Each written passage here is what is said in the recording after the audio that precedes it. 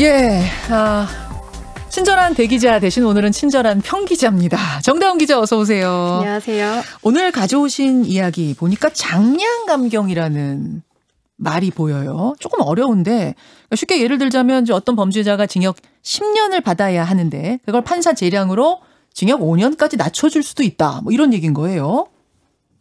네, 맞습니다. 예. 참 발음하기도 어려운데요. 장량이 무슨 뜻인가 하면 짐작하여 헤아린다라는 뜻입니다. 판사가 범죄자의 사정을 짐작하고 헤아려서 감경할 수 있도록 한 조항이다. 이렇게 생각하시면 되겠습니다. 네. 예를 하나 들어드릴 텐데요. 이재용 삼성전자 부회장의 국정농단 사건 판결 보면 네. 횡령 액수가 86억 원으로 대법원에서 확정이 됐는데 형량은 징역 2년 6개월이 나왔어요. 원래 법정형은 얼마예요?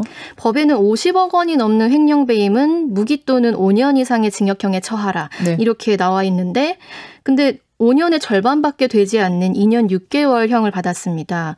이게 뭐 때문인가 하니 장량감경 때문이더라고요. 그럼 법 자체는 엄격한데 판사들이 장량감경을 통해서 형을 낮춰주고 있다. 봐주고 있다. 이런 얘기예요? 그렇습니다. 장량감경 규정을 보면 이렇게 돼 있어요. 범죄의 정상에 참작할 만한 사유가 있는 때에는 장량하여 그 형을 감경할 수 있다. 딱 한 줄인 규정인데 네. 일단 적용되면 법정형을 반토막 냅니다. 5년이면 2년 6월로 반토막이 나죠. 여기서 2년 6월이 왜 중요한가 하면 집행유예 받으려면 징역형이 3년 넘어가면 안 되거든요. 그렇죠. 그러니까 국회에서 집행유예 하지 말라고 5년 이상으로 형을 높여봤자 장량감경 적용되면 집행유예를 할 수 있는 거예요. 아니 50억 이상 횡령 배임을 했으면 사실은 중범죄인데 그러니까 법으로 징역 5년 이상은 꼭 처해야 된다. 집행유예 안 된다라고 해놨는데 이렇게 정해놔도 판사가 장량감경하면 집행유예를 만들 수 있다는 얘기네요. 네, 그렇습니다. 이유가 뭔가요? 그런 규정을 만들어 놓은? 이게 역사적인 맥락이 있습니다. 독재 시절, 독재 정권 시절에 보면 공포 정치하면서 정치적 반대파나 뭐 일반 국민에 대해서도 네. 굉장히 가혹하게 형사처벌하고 또 특별법을 막 만들면서 법정형을 굉장히 높이 올렸던 때가 있었어요. 있죠. 그때는 판사들이 이 장량감경을 사용해서 너무 과중하고 불합리한 형벌에 제동을 걸어온 그런 긍정적인 측면이 있었던 것은 맞습니다. 그때는 이제 군사정부 때였고 지금까지도 그럼 유지되는 이유는 뭡니까?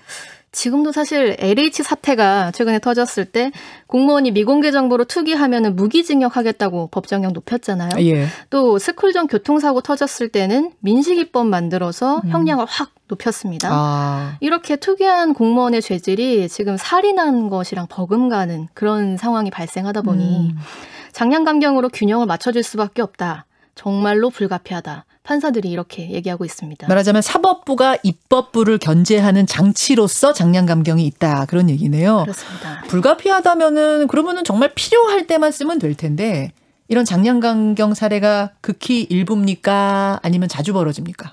저희 CBS 법조팀에서 지난 6개월 동안 판결문 조사를 했는데 2007년부터 2019년까지 매년 중범죄 사건의 약 50% 다 이 장량감경 적용받았더라고요. 50%가요? 네, 그렇습니다. 중범죄 중에 50%가요? 네네. 그럼 이거는 뭐 극히 일부는 전혀 아니네요? 그렇죠. 어떤 근거로 다 장량감경들이 이루어졌습니까? 놀라운 거는 이유가 명확히 안 써 있습니다. 이유가 없다는 게 무슨 말이에요? 무슨 이유 때문에 이 법에 정해진 형은 이거지만 낮춰서 선고하겠습니다. 이렇게 안 써 있어요? 장량감경의 사유가 뭐다? 이렇게 딱 명시한 판결이 저희가 조사한 1,020명의 피고인 중에서 6.4% 뿐이었습니다. 그럼 나머지는 어떻게 표시되어 있었습니까? 나머지는 어떻게 표시하냐면 아래 유리한 양형 이유를 참작한다. 그냥 이렇게만 쓰고 그걸로 저희는 이래서 장량감경의 근거가 됐겠구나 하고 추정을 해보는 거죠. 아래 유리한 양형 이유를 참작한다 할 때 그 유리한 양형 이유들을 좀 분석해 보셨다고요? 그렇습니다. 어떤 이유들이 써 있던가요? 대표적인 거 몇 가지 읽겠습니다. 네. 음주운전으로 이미 3번 처벌받은 적이 있는 사람인데 이런 이유로 감경받았습니다. 벌금형보다 중한형으로 처벌받은 전력이 없다. 그리고 이미 한 번 중강제 추행으로 처벌받은 사람이 또 중간간 저지른 사건이 있었는데 이 사람에 대해서는 집행유예를 초과하는 형사처벌 받은 전과가 없다. 아니 과거에 집행유예 이상을 받은 적이 없기 때문에 이번에도 집행유예 이상을 줄 수 없다. 이거는 좀 논리적으로 이게 뭐 상관이 있나 싶은데요. 그렇죠. 다른 사례들은 사실 더 기막힌 게 있어요. 예. 또 다른 한 사건에서는 피고인을 대신해서 어머니가 피해자에게 사죄했다. 그리고 어머니가요? 네네. 그리고 이런 경우도 있습니다. 다른 사유 아무것도 안 쓰고요. 예. 그냥 피고인은 자신의 잘못을 깊이 반성하고 있다. 딱 한 줄. 그리고 피고인이 사회적으로 좀 지위가 있는 경우에는 네. 피고인이 회사 잘 운영해서 지역사회와 경제에 긍정적인 역할을 해왔다. 또 피고인이 공무원으로서 오랜 기간 국가에 봉사해왔다. 피고인이 성실히 대학생활 해왔다. 이런 게 장량감경의 이유였습니다. 아니 그 범죄자 자신이 아니라 그 어머니가 반성했다. 그걸로 죄값이 가벼워진다는 게 이해가 잘 안 가는데 이런 단순한 이유들이 형을 반토막 내는 사유로 쓰여왔다고요? 그렇습니다. 총 1,020명의 피고인 저희가 조사했는데 네. 그중에 541명에 대해서 판사가 이 사람 진지한 반성하고 있다라고 인정을 하고 장량감경을 했습니다. 그런데 뭘로 그 진정성을 평가한 건지 하나도 쓰여있지가 않아요. 근데 여기서 잠깐 짚고 넘어가야 할 것이 네. 저희가 감경 사유로 뭐 형사처벌 전력 없음이나 진지한 반성 이거 다 하지 말자, 이거 다 빼야 된다 이런 얘기하는 것은 아닙니다. 예. 어쩌다가 처음 범죄 저질렀고 또 정말 진지하게 반성하는 피고인이라면 재범을 저지를 가능성이 상대적으로는 낮다고 봐야 하잖아요. 네네. 이런 사람은 양형에서 고려를 하는 게 맞아요. 그런데 문제는 예를 들어서 정말 오랜 기간 상습적으로 불법 촬영해온 사람이 있었는데 이 사람이 수사기관에는 처음 걸린 거예요. 초범이에요. 네. 그럼 이 사람 초범 맞냐 진짜로? 휴대폰에 불법 촬영물이 수천 장이 있는데 정말 초범인가? 또 반성은 얼마나 진정성 있게 하고 있는지 이런 걸 판사가 정말로 법정에서 구체적으로 따져 묻고 있나? 또 그걸 판결문에 적고 있나? 그렇지 않다는 거죠. 피고인이 회사를 잘 운영해왔다. 공무원으로서 봉사했다. 대학생활 잘했다. 이런 것도 범죄랑은 크게 상관이 없어 보이는데 말이죠. 그렇죠. 피고인이 일용직 노동자면 국가와 사회에 기여하지 않았다는 건지 좀 차별적이죠. 또 대학생활 성실히 하고 있다. 이런 것도 초중고 중퇴했거나 학업을 제대로 마치지 못한 범죄자는 차별하는 걸로 보이기도 합니다. 그러게요. 지금 들어보면 이제 기준도 좀 모호하고 그 판결문에다 근거를 제대로 써놓지도 않았고 혼란스러운데 몇 달간 취재를 해본 입장에서 정 기자, 이 장량감경의 제일 큰 문제 뭐라고 보세요? 결국은 기승전 전관예우다. 이렇게 얘기할 수 있겠습니다. 여기서 전관예우가 왜 튀어나옵니까?